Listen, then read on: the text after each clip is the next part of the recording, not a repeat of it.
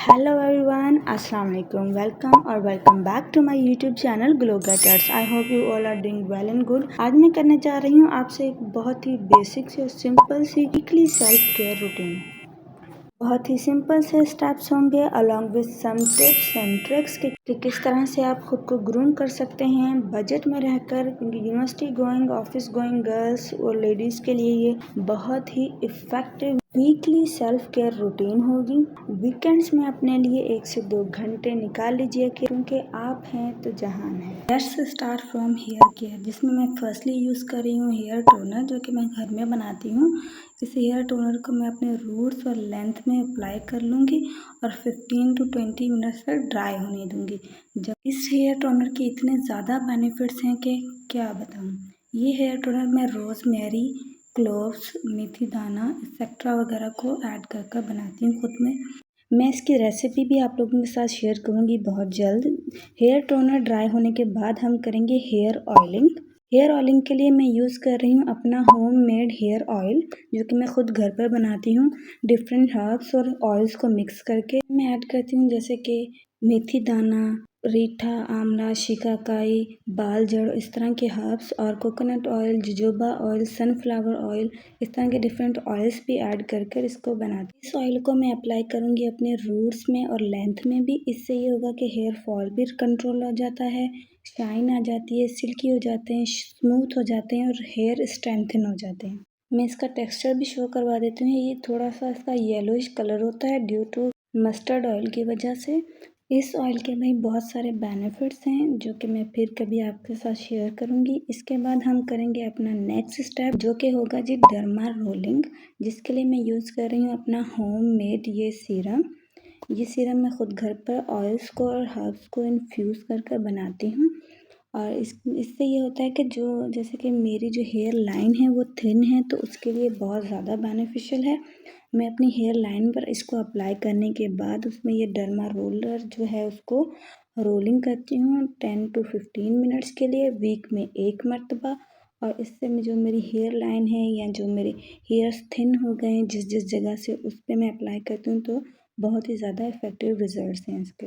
Let me show you the method कि मैं किस तरह से इसको अप्लाई करती हूँ। ये हेयर सीरम है जिसके 2 से 3 ड्रॉप्स उस पर्टिकुलर एरिया पर अप्लाई करने के बाद इस तरह से जेंटली उस पर्टिकुलर एरिया पर डर्मा रोलर को रोल करना होता है 5 से 10 मिनट के लिए। उसमें आप बीच में पॉज भी कर सकते हैं, 2 मिनट करें, उसके बाद थोड़ा रेस्ट करें, फिर 2 मिनट करें, फिर रेस्ट करें। इस तरह के 5 से 10 मिनट तक पर्टिकुलर एरिया पर रोलिंग करने के बाद 30 से 40 मिनट तक छोड़ देना होता है। Let's move on the next step, that is face care. में हम करेंगे ये 3 स्टेप्स वन बाय वन, मैं आपको बताती जा रही हूँ। फर्स्टली मैं यूज़ कर रही हूँ सॉफ्ट टच का cucumber and mint cleansing milk. ये क्लिनजिंग मिल्क बहुत ही अफोर्डेबल है और बहुत ही इफ़ेक्टिव रिजल्ट्स हैं। इन जस्ट 2 to 300 में किसी भी लोकल मार्केट्स में इजीली मिल जाता है। का एक और भी क्लिनजिंग मिल्क है जो कि as compare to this less effective है। For face exfoliation I am using a derma shine brightening forming scrub. It's very gentle on skin and it has a micro granules. It's very hydrating. After this किसी भी moisturiser even face wash की भी need नहीं होती because it's a forming scrub. ये बिल्कुल भी greasy नहीं होता, फेस पर बहुत ज़्यादा शाइन आ जाती है।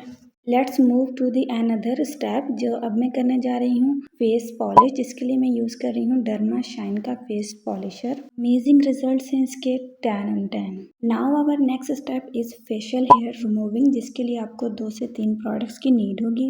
Any facial oils, facial razors and alcohol pads और वाइप्स। इम्पॉर्टेंट टिप, कभी भी ड्राई फेस पर शेव नहीं करना है।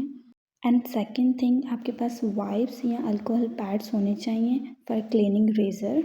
यहाँ मैं यूज़ कर रही हूँ बेबी ऑयल, आप चाहें तो एलोवेरा जेल यूज़ कर सकते हैं, फेस वॉश यूज़ कर सकते हैं, एनी फेशियल ऑयल यूज़ कर सकते हैं। देन हमें चाहिए होगा Twinkle razor. Facial hair razor को हमेशा 90 डिग्री के एंगल में हेयर्स की डायरेक्शन में यूज करना है। जब भी शेविंग करें मिनिमम एरिया को कवर करें ताकि कोई भी स्क्रैच या कट ना लगे। हर पार्ट की शेविंग के बाद रेजर को अल्कोहल पैड्स या वाइप से जरूर क्लीन करें। आफ्टर शेविंग मेरा नेक्स्ट स्टेप होता है मोस्टली फेस को हाइड्रेट करना। फेस पर जितनी भी इचिंग रेडनेस होती है उसको रिड्यूस करना, जिसके लिए मैं यूज करती हूँ ये शीट मास्क, जो कि मैं दराज से हमेशा बाय करती हूँ। इसका लिंक मैं डिस्क्रिप्शन में दे दूंगी, आप चाहें तो बाय कर सकते हैं। बिफोर शेविंग इसको रेफ्रिजरेटर में रख दें और आफ्टर शेविंग इसको निकाल कर अप्लाई कर लें। बहुत ही ज़्यादा चिल और कूलिंग इफेक्ट देता है और रेडनेस को भी ख़त्म कर देता है। फेस को शाइनी और प्लम्पी बनाता है।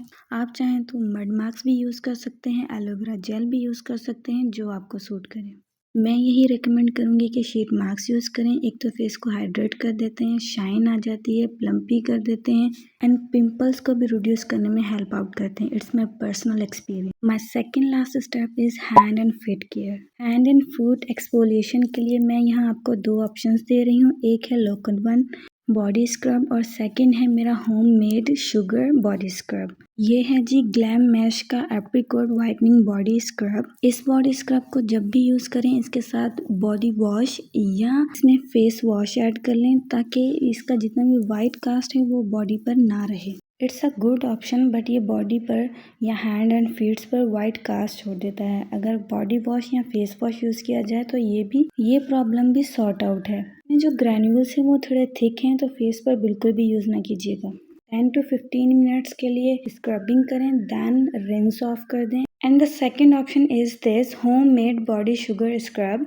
ये मैं खुद घर पर बनाती हूँ। इसमें shea butter, cocoa butter, coconut oil, sugar होता है एंड कॉफ़ी। इसका टेक्सचर मैं आपको शो करवा देती हूँ। इस तरह का है, इमल्सिफाई भी होता है, इमल्सिफायर ऐड कर लें इसमें। यहाँ से आप अपना खुद का घर में भी शुगर बॉडी स्क्रब बना सकते हैं, ये भी बहुत अच्छा होता है। आफ्टर एक्सफोलिएशन कोई भी मॉइस्चराइज़र यूज़ कर लें ताकि स्किन ड्राई और क्रैकी ना हो। एट द एंड जितनी ही ज़्यादा इम्पॉर्टेंट बॉडी केयर है, फेस केयर है, हैंड एंड फीट केयर है, उतनी ही ज़्यादा टीथ केयर है। इसके लिए मैं यूज़ करती हूँ ये चारकोल पाउडर। वीक में 2 से 3 बार थोड़ा सा अमाउंट चारकोल पाउडर का ले लें, उसमें 1 से 2 ड्रॉप कोकोनट ऑयल के ऐड कर लें ताकि चारकोल का कोई स्टेन आपके टीथ पर, लिप्स पर या गम्स पर ना रहे। चारकोल पाउडर यूज़ करने से टीथ इतने कोई वाइट हो जाते हैं, शाइनी हो जाते हैं, ट्रस्ट मी। बहुत ही अमेजिंग रिजल्ट्स हैं इसके। That's all for today. Don't forget to subscribe and thank you so much for watching.